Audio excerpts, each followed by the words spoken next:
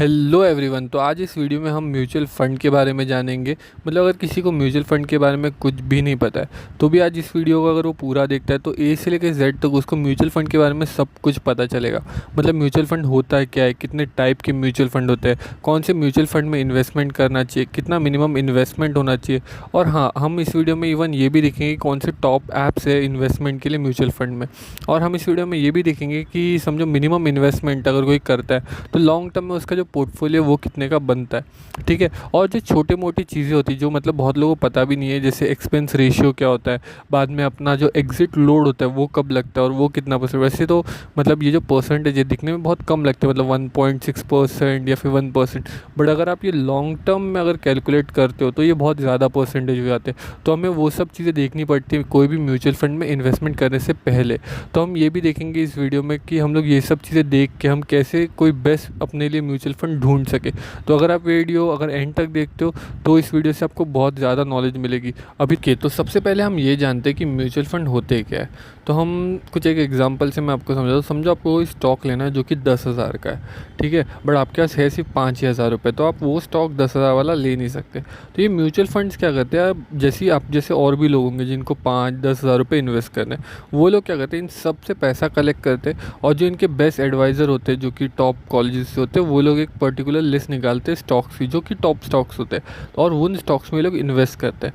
ठीक है। अभी क्या होता है कि उन स्टॉक्स का वो लोग एक यूनिट्स बनाते हैं, मतलब एक यूनिट का प्राइस समझो 10 रुपये होता है, और इवेंचुअली जैसे जैसे वो स्टॉक समझो बढ़ते जाते हैं, समझो उन्होंने 30 स्टॉक लिया, 20 स्टॉक लिए और उसके यूनिट्स में कन्वर्जन हुआ, तो समझो आपको 10 यूनिट मिलती है, 20 यूनिट मिलती है, और जैसे जैसे वो स्टॉक्स बढ़ते जाते हैं वो यूनिट का प्राइस भी बढ़ता जाता है। जैसे अभी मैं आपको एग्जांपल भी लेके बताऊंगा।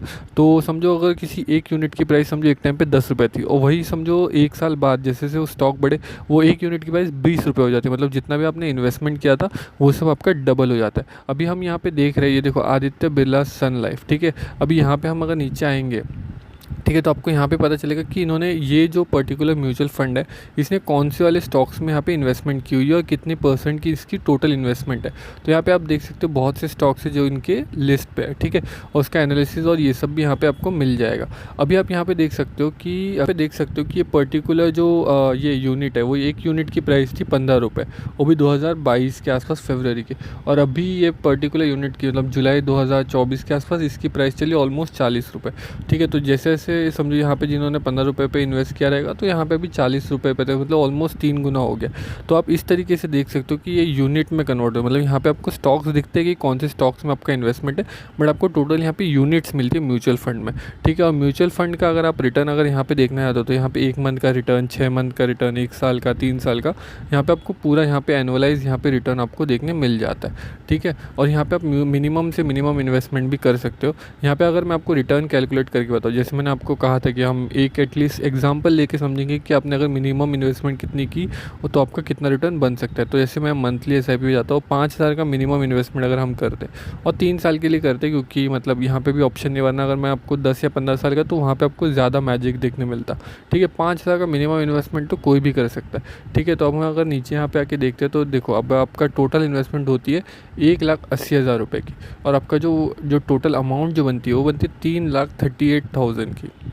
मतलब आप देख सकते हो कि आपका रिटर्न कितना जनरेट हो रहा है। और जैसे ही समझो मैं अगर यहाँ पे मैं 20,000 तक की मेरी एसआईपी करता हूँ तो यहाँ पे आप देख सकते हो 7 लाख का आपका इन्वेस्टमेंट होता है, वहीं पे आपका 13 लाख रुपए के आसपास आपका जो प्रॉफिट है वो चला जाता है। अभी यहाँ पे हम आगे इस वीडियो में देखेंगे कि लमसम इन्वेस्टमेंट और आपका जो ये एसआईपी मंथली इन्वेस्टमेंट में आपका कितना, मतलब किस में आपका बेनिफिट है, मतलब आपका बेनिफिट मंथली इन्वेस्टमेंट में है या आपका बेनिफिट ये वन टाइम इन्वेस्टमेंट, मतलब एक ही बार में आप बड़ी अमाउंट डाल दो तो आपका ग्रो कितने तरीके से होगा। ठीक है। मतलब वहाँ पे जो डिफरेंस आता है वो हम समझेंगे। तो आप उस तरीके से आपका जो इन्वेस्टमेंट है वो प्लान कर सकते हो आने वाले टाइम में कि आपको मंथली करना है पर लमसम अमाउंट इन्वेस्ट करना चाहते हो। तो अभी हम मतलब आई होप कि आपको ये समझ में आ गया होगा कि म्यूचुअल फंड क्या होता है। ठीक है। ये बेसिकली आपके जो नॉर्मल स्टॉक्स होते हैं यही इसी में आपका इन्वेस्टमेंट करते हैं, उसकी आपको यूनिट जो है वो दी जाती है। अच्छा, तो अभी हम देखते हैं कि कितने टाइप के म्यूचुअल फंड होते हैं। तो पहला होता है इक्विटी म्यूचुअल फंड, ठीक है। उसके अंदर सब कैटेगरी बहुत आती है, बट यूजुअली यहाँ पे 3 म्यूचुअल फंड ही होते हैं। एक होता है पहला इक्विटी म्यूचुअल फंड, दूसरा होता है आपका डेप्थ म्यूचुअल फंड, और तीसरा होता है आपका हाइब्रिड म्यूचुअल फंड।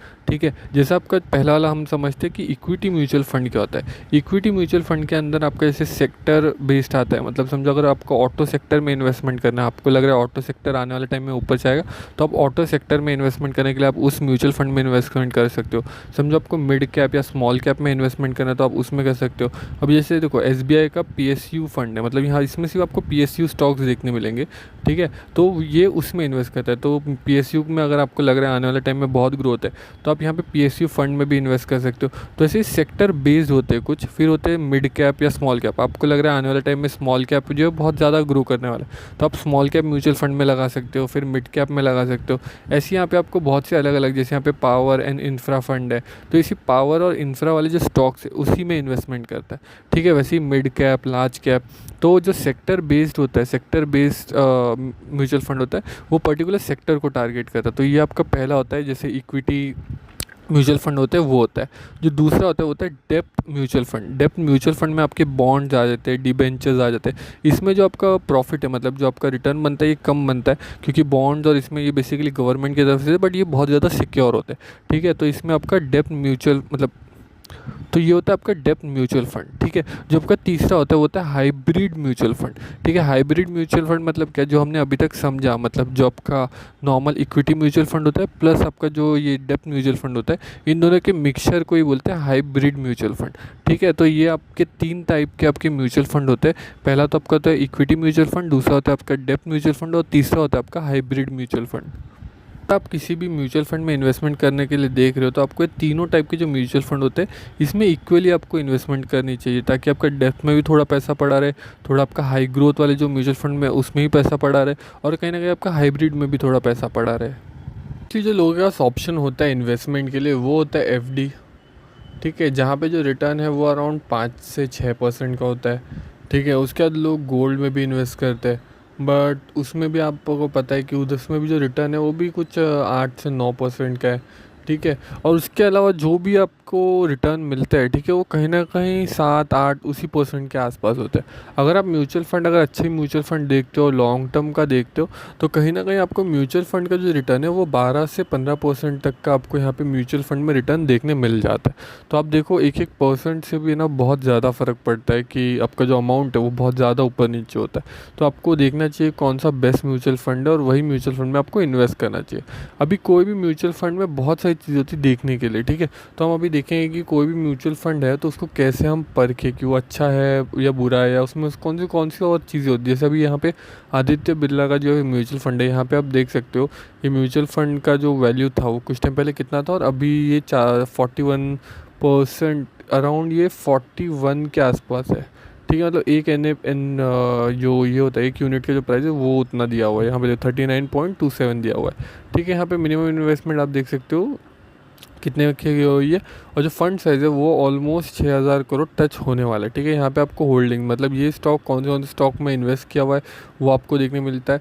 आप रिटर्न कैलकुलेट कर सकते हो मंथली या फिर वन टाइम। अभी हम ये समझेंगे कि जो वन टाइम इन्वेस्टमेंट बेटर होती है मंथली। तो अगर आपके पास समझो अगर अच्छा खासा अमाउंट है तो आप one time investment mutual fund में करके अच्छा खासा यहाँ पे बना सकते हो, ठीक है। SIP भी अच्छी होती है, बट अगर मोटा अमाउंट है तो आप वन टाइम इन्वेस्टमेंट करके ये लॉन्ग टर्म के लिए सोच सकते हो, ताकि यहाँ पे आपको अच्छा खासा ये मिल जाए। अभी यहाँ पे आपको देखो, यहाँ पे रिटर्न्स एंड रैंकिंग, यहाँ पे आपको देखने मिलता है कि फ़ंड का रिटर्न कितना रहा है 6 महीने का, 1 साल का। बट यहाँ पे आपको शॉर्ट टर्म नहीं देखना है, मतलब 6 महीने 1 साल का नहीं देखना है, आपको थोड़ा बड़ा व्यू रखना है, 3 साल 5 साल 10 साल का देखना है। वही जो रिटर्न होता है वो बहुत ज़्यादा बेटर रिटर्न होते हैं, या फिर एक्यूरेट रिटर्न बोल सकते हो, क्योंकि कोविड के बाद हर एक फंड ने ऑलमोस्ट बहुत अच्छा खासा रिटर्न दिया हुआ है। तो वो रिटर्न देख के मतलब नहीं, हमें लॉन्ग टर्म का रिटर्न देखना है। अभी हम यहाँ पे देखते हैं expense ratio and exit load. देखो ये जो होता है ये सबसे इंपॉर्टेंट होता है, ठीक है। अभी ये जो एक्सपेंस रेशियो है ये क्या होता है कि समझो आपने 100 रुपये लगाए, ठीक है, और अगर 1% का अगर एक्सपेंस रेशियो है, मतलब क्या आपके सिर्फ 99 रुपीज़ के ही वो जो यूनिट है वो बाय होता है, 1 रुपये ये जो म्यूचुअल फंड है उनको चला जाता है। तो ये जो एक्सपेंस रेशियो है जितना कम हो उतना आपके लिए बेहतर होता है लॉन्ग टर्म के लिए, ठीक है। सेम गोज़ विथ जो एग्जिट लोड आपको देखने मिल रहा होगा, ठीक है, कि समझो अगर ने रिडीम आपने पैसा लगाया और विद इन 30 डेज़ के अंदर अगर रिडीम कर दिया तो आपका 1% जो है वो लोग ले लेता है, ठीक है। वैसे ही आपको यहाँ पे और भी यहाँ पे टैक्स और ये सब चीज़ों के बारे में देखने मिलता है, ठीक है। तो यहाँ पे आपको बहुत डिटेल में हर एक चीज़ देखनी है। एक्सपेंस रेशियो और एग्ज़िट लोड जो होता है वो स्पेशली देखना होता है। बहुत जगह पे जो एग्ज़िट लोड होता है वो होता नहीं है, बहुत जगह पे एग्ज़िट लोड 3 साल का होता है, 1 साल का होता है, 5 साल का होता है, तो डिपेंड करता है अलग अलग फ़ंड पे। तो आपको फ़ंड में जब इन्वेस्टमेंट करते हो तो आपको देख के ही इन्वेस्टमेंट करनी है। अब यहाँ पे आपको प्रोज़ एंड कॉन यहाँ पे सब कुछ देखने मिल जाता है। यही एक बेहतर चीज़ लगती है मेरे को ग्रो ऐप में, कि ग्रो ऐप में आपको हर एक चीज़ जो होती है वो आपको देखने मिलती है कि फ़ंड कब चालू हुआ था, कितने से, यहाँ पे प्रोस कॉन्स, एक्सपेंस रेशियो, हर एक चीज़। उसके बाद आपका डिसीजन होता है कि आपको ये वाले म्यूचुअल फंड में इन्वेस्टमेंट करना है या नहीं।